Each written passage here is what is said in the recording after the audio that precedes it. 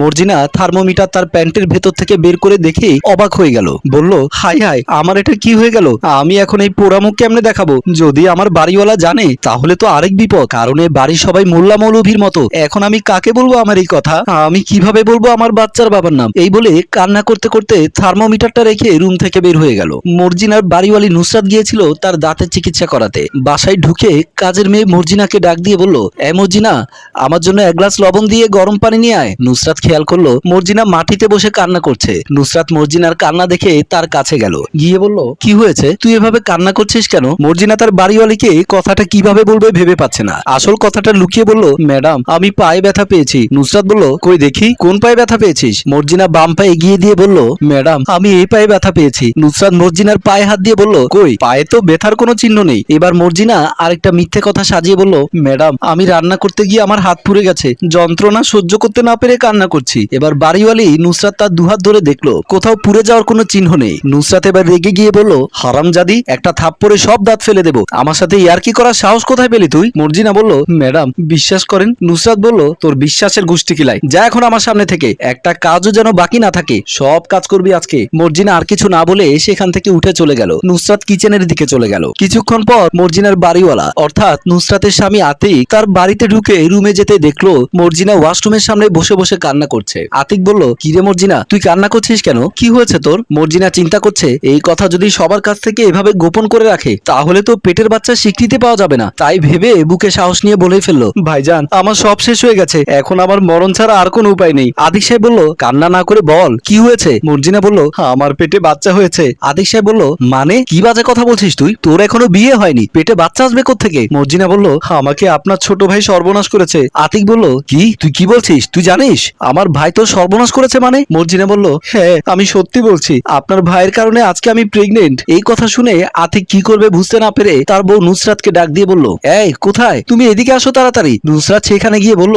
আরে তুমি কখন আসলে? আতিক বলল, আমার কথা বাদ দিয়ে আমার ভাইয়ের কথা বলো। নুসরাত জিজ্ঞেস করলো, তোমার ভাই আবার কি করেছে? বউয়ের কথার জবাবে আতিক বলল, সুমন নাকি মর্জিনার সর্বনাশ করেছে, এখন সে প্রেগনেন্ট। এবার নুসরাত বলল, তুমি এই মর্জিনার কথা বিশ্বাস করছো? এর কথা বিশ্বাস করলে মানুষ বেঈমান হয়ে যাবে, এই এক এক সময় এক একটা কথা বলে। এবার মর্জিনা বলল, আপা, আমি আপনাকে ভয়ে তখন কথাটা বলিনি, আপনি আমাকে মারবেন বলে, এখন যা বলছি সত্যি কথাই বলছি। নুসরাত বলল, এখন কি সত্যি বলছিস তুই? আমার দেবর তোর সাথে খারাপ কিছু করেছে তাই? মর্জিনা বলল, হ্যাঁ, তার কারণে আমি এখন প্রেগনেন্ট হয়ে গেছি। তোর সাথে আমার দেবর এমন কি করেছে? নুসরাত বলল, এক রাতে কি হয়েছিল জানেন? সেদিন বাড়িতে কেউ নেই। মর্জিনা ড্রেসিং টেবিলের সামনে দাঁড়িয়ে ইচ্ছে মতো তার ঠোঁটে লিপস্টিক লাগাচ্ছে। বাড়িওয়ালার ছোট ভাই পেছন দিক থেকে সুমন গিয়ে জড়িয়ে ধরে বলল, আরে মর্জিনা, তোকে তো আজকে নায়িকার মতো লাগছে, তুই দিন দিন এত সুন্দর হয়ে যাচ্ছিস কেন? তোর রূপের রহস্য কি? মর্জিনা বলল, কি বলেন সাহেব, সত্যি কি আমাকে নায়িকাদের মতো লাগছে? সুমন বলল, হ্যাঁ, তোকে একেবারে ভারতের ঐশ্বরিয়া রায়ের মতো লাগছে। সুমনের কথায় মর্জিনা খুব খুশি। মর্জিনা হাসি দিয়ে বলল, ছোট সাহেব, আমাকে আরো একজনে বলেছিল আমি নাকি অনেক সুন্দর, নায়িকাদের মতো, আজকে আপনিও বললেন। এবার সুমন বলল, তুই যদি আমি যা বলি তাই করিস তাহলে তুই আর চাকরানির কাজ করতে হবে না, নায়িকাও হয়ে যেতে পারবি। মর্জিনা বলল, তাহলে বলেন কি করতে হবে? সুমন বলল, বেডরুমে চল, যা করার শুয়ে শুয়ে করতে হবে। মর্জিনা বলল, ঠিক আছে সাহেব, তাহলে চলেন, এখন বাসায় কেউ নাই। সুমনও মর্জিনাকে বেডরুমে নিয়ে গেল। নুসরাত বলল, কি সত্যি সত্যি কি সুমন তোর সাথে এসব করেছে? মর্জিনা বলল, হ্যাঁ ম্যাডাম, আমি একটু মিথ্যে কথা বলছি না, সব সত্যি কথাই বলছি। নুসরাত ও তার স্বামী আতিককে বলল, তুমি এক্ষুনি সুমনকে ফোন করো, ফোন করে আজকে চলে আসতে বলো, আর এসব কথা জানাজানি হওয়ার আগে ঘটনা ধামাচাপা দিতে হবে। আতিক বলল, আমি এক্ষুনি ফোন দিচ্ছি বলেই ফোন বের করে নাম্বারে ডায়াল করে ফোন দিল। ওই দিক থেকে সুমন ফোন রিসিভ করে বলল, ভাইয়া কেমন আছো? আতিক বলল, তোর মতো ভাই যার বাড়িতে থাকবে সে কখনোই ভালো থাকতে পারবে না। সুমন বলল, ভাইয়া আজকে তুমি আমার সাথে এমন কেন কথা বলছো?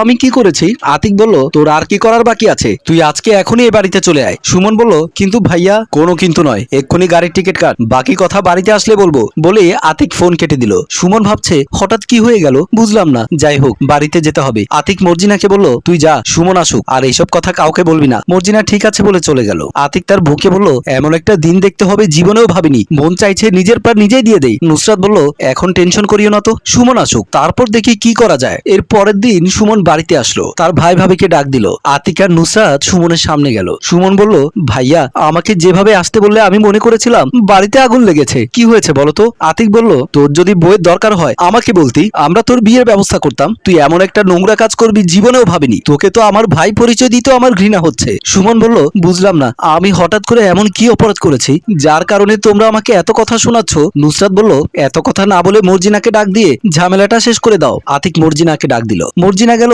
তাদের সামনে। আতিক সুমনকে বলল, তুই এক্ষুনি মর্জিনাকে বিয়ে করবি। সুমন বলল, তোমরা কি পাগল হয়ে গেছো?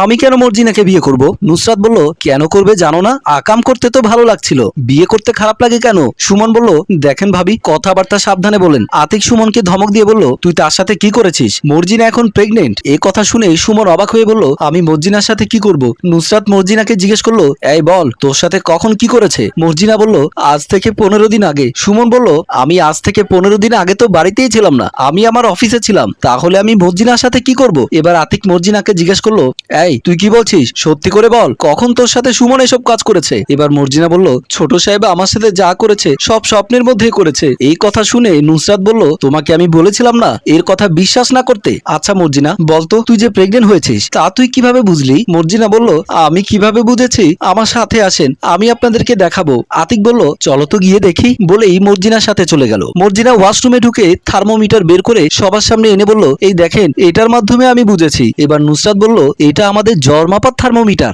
আতিক বলল, এইসব দিয়ে তুই কি করেছিস? মর্জিনা বলল, এই যন্ত্রটা ম্যাডাম আমাকে দিয়ে এসেছিল, এটা দিয়ে ম্যাডাম কি কি করেছে তা আমি সব দেখেছি, তাই আমিও পরীক্ষা করে দেখেছি। এবার নুসরাত মর্জিনাকে ধমক দিয়ে বলল, আরে বলদির ঘরে বলদি, এটা দিয়ে জ্বর মাপে, আর তুই যেটার কথা বলেছিলি ওটা তো আমার রুমে আছে। আতিক মর্জিনাকে ধমক দিয়ে বলল, তোর এসব বোকামির কারণে আমরা হয়রান হয়ে গেছি, তোকে আমরা আর এই বাড়িতে রাখবো না। এবার মর্জিনা বলল, তাহলে আমি কোথায় যাব? নুসরাত বলল, তোর যেখানে খুশি চলে যা। মর্জিনা বলল, ম্যাডাম আপনারা আমাকে ক্ষমা করে দেন, আমি আর জীবনে প্রেগনেন্ট হব না। সবাই অট্টহাসি দিয়ে আবারও মর্জিনাকে তাদের বাড়িতে রেখে দিল। সম্মানিত ভিউয়ার্স, আসলে মর্জিনা একটা সহজ সরল মেয়ে, সে না বুঝে এসব করেছে। এমন অনেক সহজ সরল মেয়ে আমাদের বাসা বাড়িতে কাজ করে, তাদেরকে একটু বুঝবার চেষ্টা করুন। গল্পটি ভালো লাগলে লাইক কমেন্ট ও শেয়ার করে সাথেই থাকুন। ধন্যবাদ। রচনা ও পরিচালনায় এম ইদ্রিস।